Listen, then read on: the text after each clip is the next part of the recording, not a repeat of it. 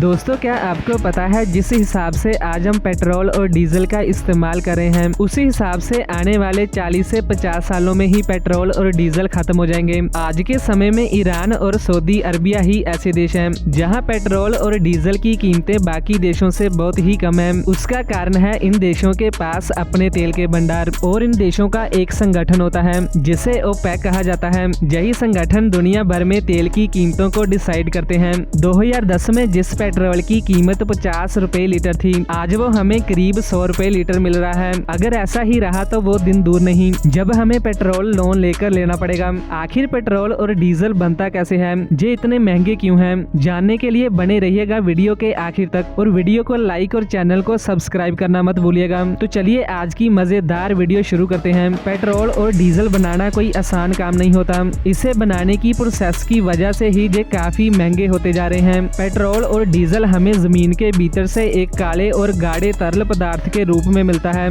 जिसे पेट्रोलियम कहा जाता है। डीजल और पेट्रोल दोनों इसी पेट्रोलियम से बनते हैं। इस पेट्रोलियम को जमीन के भीतर से बड़ी बड़ी मशीनों द्वारा ड्रिलिंग की हेल्प से निकाला जाता है। वैसे आपको बता दूं कि ये पेट्रोलियम समुद्र और जमीन दोनों के भीतर से पाया जाता है और जो तेल समुद्र के भीतर होता है उसे निकालने के लिए फ्लोटिंग रिफाइनरी का इस्तेमाल होता है और जो तेल जमीन के भीतर होता है उसे निकालने के लिए कुएं बनाए जाते हैं। सबसे बड़ी मुश्किल उस जगह को ढूंढने में होती है जहां इस तेल का भंडार होता है। दोस्तों, इस जगह को ढूंढने में अरबों डॉलर्स का खर्चा आता है और जब एक बार उस जगह का पता चल जाता है तो फिर समंदर में हजारों फीट भीतर ड्रिलिंग की जाती है। पेट्रोलियम मिलने के बाद इसे फ्लोटिंग रिफाइनरी तक पहुंचाने का काम होता है। रिफाइनरी में इस पेट्रोलियम को बड़े बड़े सिलेंडर्स में गर्म किया जाता है। इस पेट्रोलियम को अलग अलग टेम्परेचर पर गर्म करना होता है और अलग अलग टेम्परेचर पर गर्म करने पर इससे अलग अलग चीजें प्राप्त होती हैं। जैसे कि अगर इस पेट्रोलियम को 260 डिग्री के टेम्परेचर पर गर्म किया जाए तो ये पेट्रोलियम डीजल में कन्वर्ट हो जाता है और 40 डिग्री टेम्परेचर पर हमें पेट्रोल मिलता है। जब ये पेट्रोल और डीजल बनकर तैयार हो जाता है तो फिर इसका लैब टेस्ट किया जाता है जिसमें इन दोनों का ऑक्टेन नंबर चेक किया जाता है